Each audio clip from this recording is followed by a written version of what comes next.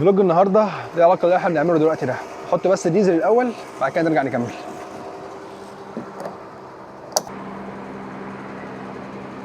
سعر لتر الديزل 30 جنيه.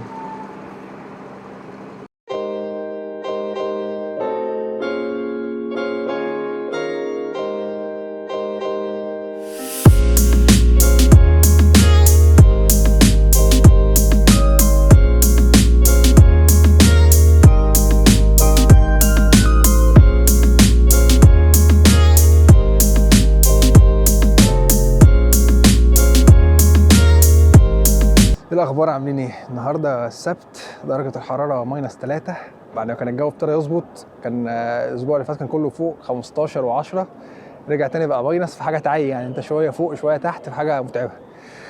النهارده هكلمكم عن معاناتي، والله معاناتي ان انا اطلع رخصه تشيكيه، لان انا سقطت 7 مرات، قعدت اعيد الامتحان 7 مرات، قعدت تقريبا 3 شهور على ما طلعت الرخصه، فكانت حاجه متعبه جدا يعني. فالنهارده هنكلمكم عن رحلتي مع الرخصه التشيكيه، وازاي تطلع الرخصه وسعرها قد ايه وازاي تقدم عليها والحاجات دي كلها. فيلا بينا ونحكي لكم على الحوار كله ابتدى ازاي. ما بحبش اصور فلوجات بالليل في الشتاء بالذات، لان الجو بيبقى فظيع، الواحد ما بيعرفش يقول كل اللي هو عايز يقوله، ولا بيعرف يحط الكاميرا مكان ما هو عايز بسبب الاضاءه والبرد والحاجات دي كلها. المفروض الفلوج ده كنت هصوره يوم الجمعه بعد الصلاه، بس اللي حصل ان مريم حصل لها مشكله في اسنانها، فكان لازم نروح نخلع لها سنتين وضرس، فما كنتش في المود ان انا اصور اي حاجه يوم الجمعه. والنهارده لما اتحسنت شويه فقلت انزل بالليل كده اصور. علشان تطلع رخصه سواقه في التشيك انت محتاج انك تروح تقدم تبع مدرسه، تاخد كام حصه كده في المدرسه، بعد كده بتعمل امتحان نظري وامتحان عملي. انا قدمت سنه 2012 اواخر 2011 او 2012 حاجه كده. كنا لسه مشترين عربيه، كانت اول عربيه اجيبها هنا، كانت عربيه بولو، فولكس فاجن بولو، كانت 2005، كانت عامله 3200 يورو تقريبا، فكان سعر حلو قوي ساعتها يعني. رحت عشان اقدم على الرخصه، ما كنتش بعرف اسوق اصلا خالص في مصر، عمري في حياتي ما كنت سوقت، فتعلمت السواقه هنا. فالرخصه ساعتها كانت عامله حوالي 350 يورو، ان انت تروح بتاخد الاوتو شكولا اللي هي مدرسه السواقه يعني، وبعد كده بتعمل الامتحان. فاخدت كام حصه وتعلمت السواقه وكله كان تمام. بعد كده دخلت على الامتحان. اول حاجه بقى في امتحان نظري. الامتحان النظري المفروض انك بتروح تاخد كام حصه كده، وبتاخد كتاب تذاكر منه عشان تعرف ازاي تحل الحاجات دي كلها. بس انا ما حضرتش ولا حصه نظري ولا خدت الكتاب. ليه بقى؟ لان المفروض كان في حد بيجي يترجم، يعني المفروض ان في حد مترجم هنا بيجي يترجم لك، بس هو ما كانش بيترجم لك قوي يعني، هو تقريبا كان بيحل لك الامتحان. يعني انت بتخش يبقى فيه 30 سؤال اختيارات، المفروض انت بتنجح تقريبا حوالي 70% او 80% عشان تنجح. فهو كان بيعمل ايه؟ كان يقول لك مثلا السؤال مثلا الاول الاجابات كذا وكذا وكذا، انهي بقى واحده هي اللي صح، فانت تقول ايه ده معقوله الاجابه الرابعه، فيقول لك ما نجحت، وهكذا لحد الامتحان ما يخلص فبتنجح فيه. وكان بياخد تقريبا حوالي 80 يورو او 100 يورو عشان يحل لك ويترجم لك يعني.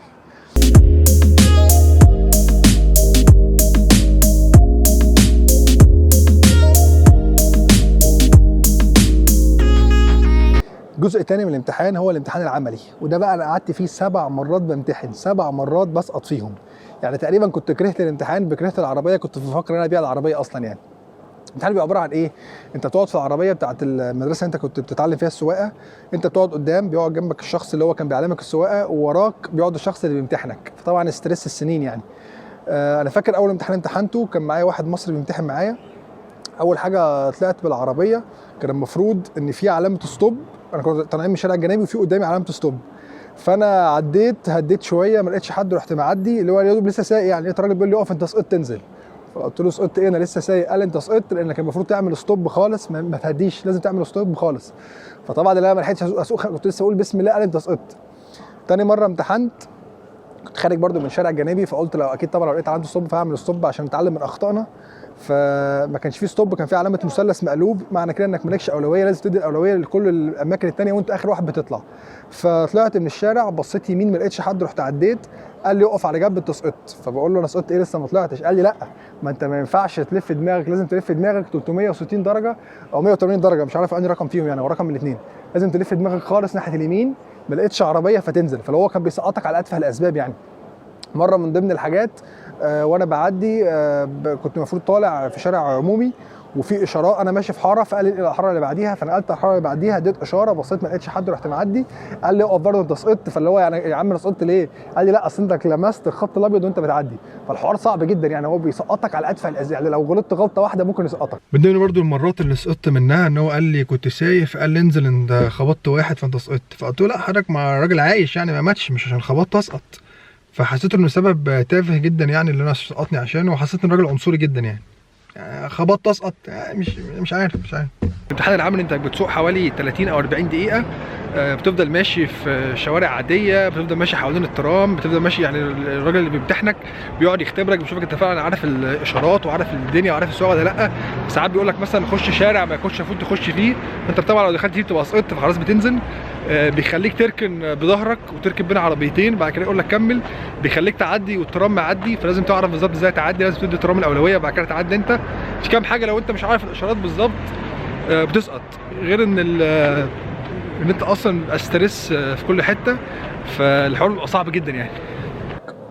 فضلت مكمل كده 7 مرات امتحن واسقط امتحن واسقط لحد اخر امتحان. كان في الراجل اللي كان بيمتحني كان شاب صغير وكان لذيذ يعني، فلما عرف ان انا من مصر قال لي انا على طول كل سنه بروح على الغردقه وبتاع، فقلت له قعدت ادردش معاه واتكلم معاه، فقلت دي حاجه كويسه يعني. المهم فدخلت الامتحان، فضلت سايق حوالي، احنا بنسوق حوالي من نص ساعه ل 40 دقيقه. تقريبا عملت غلطه واحده، فلما جينا خلاص نزلنا فهو ماسك الورقه اللي انا المفروض بسقط فيها يعني، فبص فلقى ان انا سقطت 6 مرات قبل كده ودي المره السابعه، فقال لي انا مش لاقي مكان اسقطك فيه فهضطر ان انا انجحك. فاللي هو حسيت ان هو بيقول لي مش لاقي في وشك مكان اضربك، يعني اضرب فين؟ فقلت له انت اكيد مخبي عليا يعني، نجحت بجد؟ وقال لي لا انت نجحت فنجحني. فطبعا انا ساعتها يعني ما كنتش مصدق نفسي ان انا نجحت، لان انا 7 مرات بسقط فيهم، فكان بالنسبه لي رقم قياسي يعني. بعد ما بتنجح بتروح تاخد الورقه وبتقدم على الرخصه، بتستنى تقريبا حوالي اسبوعين او 3 اسابيع لحد الرخصه ما تطلع.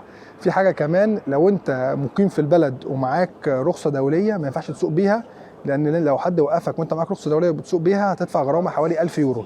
تسوق برخصه دوليه بس لو انت جاي في البلد كسايح مش كمقيم في البلد. رخصه العربيه هنا برضو بتسمح لك انك تسوق العربيه وتسوق موتوسيكل لحد 1000 سي سي، مش العربيه بس. الرخصه بتطلع ب 10 سنين، كل 10 سنين بتجددها، وتنفع تسوق بيها في اي مكان في الاتحاد الاوروبي، بس طبعا ما ينفعش تسوق بيها في مصر. فعشان تسوق برخصه في مصر لازم تطلع رخصه دوليه، فانا كل ما بنزل كل سنه بعمل حاجه اسمها رخصه دوليه، دي حاجه زي الكتاب كده بيطلع وبتسوق بيها في مصر عادي يعني.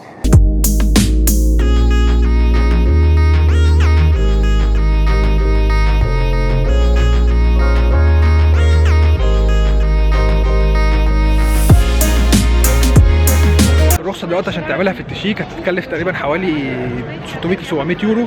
وقت ما انا عملتها كانت رخيصه، كان الكلام ده كان من حوالي 7 سنين، بس عشان عدت الامتحان كتير حوالي 6-7 مرات، فكنت كل امتحان كل ما امتحن بدفع حوالي 30-40 يورو بسبب الامتحان. فالحوار كان متعب يعني كان مكلف جدا بسبب الامتحانات، وكان ستريس اصلا فظيع، وكان حاجه متعبه يعني لحد ما خدت الرخصه. انا ماشي دلوقتي في السنتر الساعه تقريبا 11:30، السنتر تقريبا شبه فاضي لان الجو برد مفيش حد خالص ماشي. في شرطه في كل حته، ما اعرفش ليه فجاه كده مش عارف في حاجه ولا في ايه، الشرطه موجوده ورايا في كل حته، ما اعرفش انتوا شايفينها ولا مش شايفينها. فمش عارف لسه دلوقتي هاخد لفه كمان في السنتر ولا اروح ولا نعمل ايه، فهنشوف كده لو في حاجه ثانيه اوريها لكم وبعد كده نشوف هنعمل ايه، فنرجع تاني بقى لما نشوف الدنيا ايه. عايز اقول انا الاسبوع ده ما كنتش ناوي انزل فلوج بسبب مريم واللي حصل لسنانها وكده، ما كنتش في المود خالص انزل اي حاجه، بس قلت احاول انزل حاجه سريعه كده لما لقيتها اتحسنت. فاتمنى يكون الفلوج عجبكم، ان هو كان حاجه سريعه كده عن الرخصه وازاي اطلع رخصه ومعاناتي ورحلتي مع الرخصه. وان شاء الله المفروض الايام اللي جايه في كام مشروع كده داخلينه مع كام فلوجر من كام بلد تانية، ان شاء الله يطلع منهم حاجه محترمه. فاتمنى يكون الفلوج السريع ده عجبكم، وان شاء الله الفلوجات الجايه تبقى احسن من كده شويه. انا سرعت عملت فلوج بطريقه سريعه شويه، انا حاولت انزل النهارده يوم السبت بالليل اصوره، هو المفروض كان يطلع بشكل غير كده خالص، بس انا حبيت ما اعديش الاسبوع من غير ما انزل فلوج يعني. فاشوفكم ان شاء الله الفلوج الجاي، نكمل في السبسكرايب واللايك. السلام عليكم.